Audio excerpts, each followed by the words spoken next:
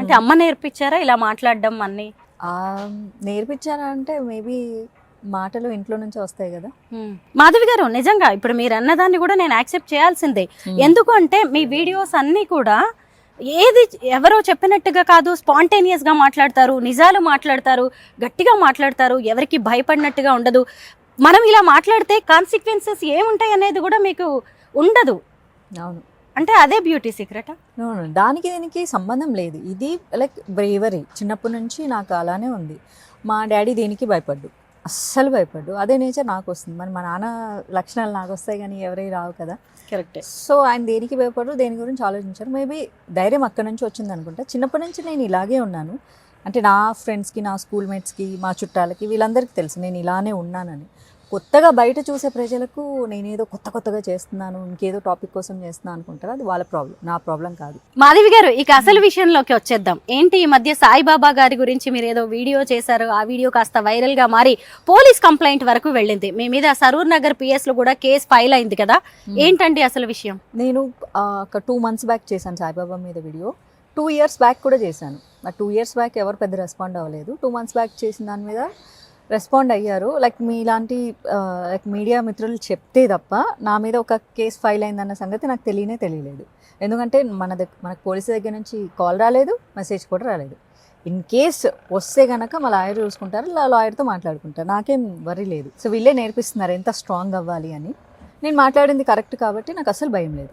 ఇంతకీ ఏం మాట్లాడారు సాయిబాబా గారి గురించి?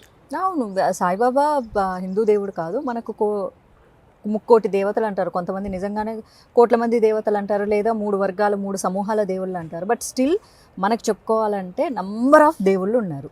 చెట్టు పుట్టకు కూడా పూజిస్తాం మనం. చెట్టుకు పూజిస్తే ఆక్సిజన్ వస్తుంది, పుట్టకు పూజిస్తే అక్కడి నుంచి కూడా మట్టి, అది కూడా మనకు అవసరమైంది. ప్రతిదీ అవసరమైంది. మనం ప్రకృతిని ప్రేమిస్తాము. మనకి ఇంకెవరో ఆఫ్ఘనిస్తాన్ నుంచి వచ్చి వాళ్ళు మనకు నీతులు బోధ చేయాల్సిన అవసరం లేదు. భగవద్గీతలో లేని నీతి ఇంకెవరు మనకు బోధించలేదు. సో కాబట్టి అల్లా మాలిక్ అని చెప్పి, అల్లా బలా కరేగా అని చెప్పిన వాళ్ళని ముస్లింలు ప్రార్థన చేసుకుంటారు, వాళ్ళ దేవుడిని వాళ్ళు ప్రార్థన చేసుకుంటారు. మనకెందుకు? సో హిందువుగా మిగలండి అని చెప్పడం నా ఉద్దేశం. ఇప్పుడు కూడా అదే చెప్తాను. ఇప్పుడు మీరు ఇందాక కూడా అన్నారు, ప్రకృతిని, చెట్టుని, పుట్టని కూడా మనం ఆరాధిస్తూ ఉంటాము, మనకి ముక్కోటి దేవతలు ఉన్నారని. మనలో చాలా మంది దర్గాలకు వెళ్తుంటారు, చర్చిలకు కూడా వెళ్తూ ఉంటారు, అలా సాయిబాబాని పూజిస్తారు. అందులో తప్పేంటంటారు? అప్పుడు ఒక క్రిస్టియన్గా ఉంటున్నాడు కదా గర్వంగా, ఒక ముస్లింగా కూడా గర్వంగా ఉంటున్నాడు కదా. ఒక హిందూగా ఉండకుండా ఎందుకు మురికి పట్టించుకుంటున్నాడు? హిందూగా మిగలండి. ఇప్పుడు రామాయణం తీసుకుందాం. ఒక రాముడి చరిత్ర చదువుకుంటే ఏమొస్తుంది మనకు? ఒక కొడుకు ఎలా ఉండాలి, ఒక భర్త ఎలా ఉండాలి, ఒక అన్న ఎలా ఉండాలి, ఒక రాజు ఎలా ఉండాలి, ఇంత నీతి తెలుసుకుంటాడు. తన భార్య జోలికి వస్తే చీల్చి చెండాడేసిన ఒక బలమైనటువంటి రాజుని చూస్తారు. ఇది మన హిందువులు తెలుసుకుంటారు. సీతమ్మ తల్లి అంత చేతగాంది ఏం కాదు. రావణాసురుడు ఎత్తుకొని పోతే భయపడుతూ కూర్చోలేదు. నిన్నిట్లా చంపేయగలను ఈ క్షణమే, అంత శక్తి మంత్రాన్ని. కానీ నా రాముడి పర్మిషన్ కోసం వెయిట్ చేసిన ఆయనే వచ్చి చంపుతాడని చెప్పింది. అంత ధైర్యము నేర్చుకుంటారు. భారతం చదివితే ఏం నేర్చుకుంటారు?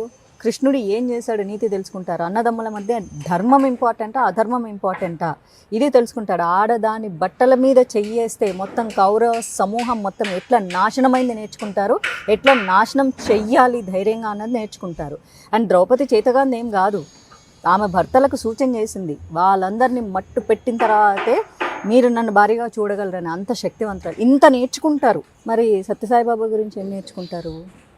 ఏదైనా చిన్న ప్రాబ్లం రాగానే ప్రతి ఆడపిల్ల అయ్యో సాయిరామ్ సాయిరామ్ సాయిరామ్, అయ్యో సాయిరామ్ సాయిరామ్ ఇది నేర్చుకుంటుంది. ప్రతి మగవాడు ఎగ్జామ్కి, లేకపోతే ఉద్యోగానికి, లేకపోతే చిన్న డబ్బు కష్టానికి సాయిరామ్ సాయిరామ్ సాయిరామ్ అని కూర్చుంటాడు. అంటే తనకు ధీరుడు అన్న సంగతి మర్చిపోతాడు, ఓ చేతగాని వాడైపోతాడు. ఒక ఆడపిల్ల తనకు ధీరవనిత అన్న సంగతి మర్చిపోతుంది, అదొక చేతగాని అయిపోతుంది. సత్యసాయి చరిత్రం చదువుకుంటే ఇదే నేర్చుకుంటాం మనం. ఇది కాదు కదా మనకు కావాల్సింది. అందుకే చెప్తున్నాను, మన దేవుళ్ళు, మన పురాణాలు, మన చరిత్రలు, ఇది వీరత్వం, ఇది ధీరత్వం. ఇక్కడ చదువుకుంటే ఏం రాదు. ఓకే, అందరినీ యాక్సెప్ట్ చేస్తాము. అప్పుడు నేను ఏమంటానంటే, అందరినీ యాక్సెప్ట్ చేసినప్పుడు మరి ముస్లింలను కూడా అల్లా మాలిక్ అని చెప్పినటువంటి సాయిబాబాని వాళ్ళ దేవుడిగా పరిగణించమనండి. వాళ్ళు ఎందుకు పరిగణించట్లేదు? లేదా అక్కడ మక్కాలో ఉన్నటువంటి ఆయన, మక్కా అల్లా అంటే భగవంతుడు అని అర్థం, మీనింగ్ వచ్చేసి. ఆయన మరి మక్కేశ్వరుడు, ఈశ్వరుడే దేవుడు అని వాళ్ళని కూడా చెప్పమనండి. దాన్ని మనం యాక్సెప్ట్ చేద్దాం. ఏంది సెక్యులరిజం మనొక్కలకే ఎందుకు?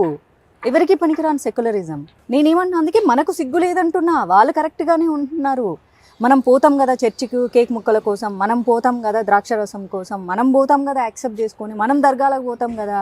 ఎందుకు పోతాం దర్గాలకి? మన హిందూ ఆడవాళ్ళను చెరబట్టి మానభంగం చేసి చంపితే వాళ్ళకు హజరత్ అనే ఒక అవార్డులు ఇస్తే వాళ్ళకు పోయి మొక్కుతున్నాము.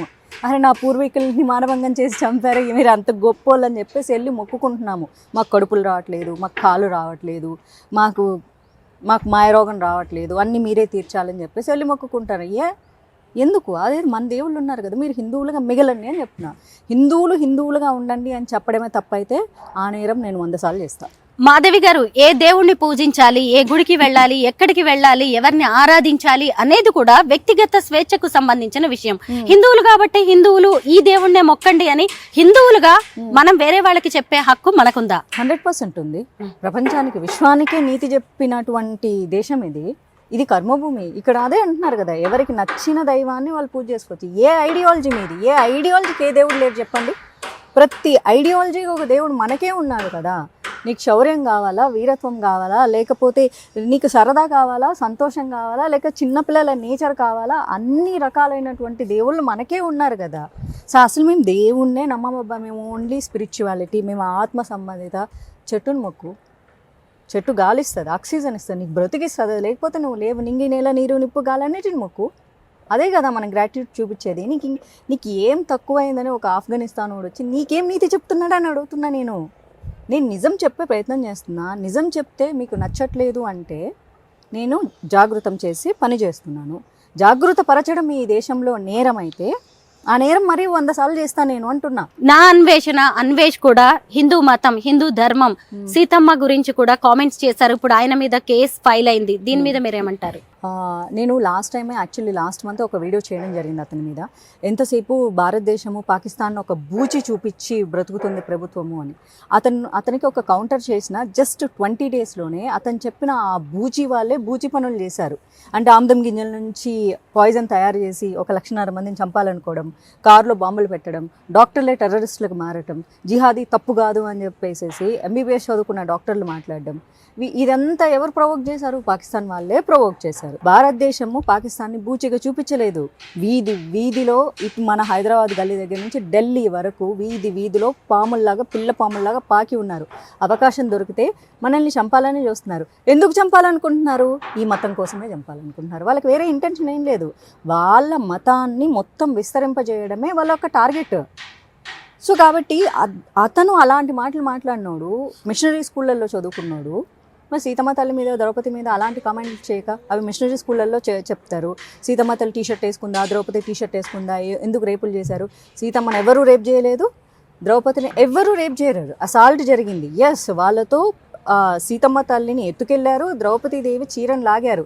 కానీ లాగుతుంటే అక్కడ ఆమె అలా పడిపోలేదు, శ్రీకృష్ణుడు వచ్చి కాపాడాడు. ఈ నీతి మనకు కూడా నేర్పించారు.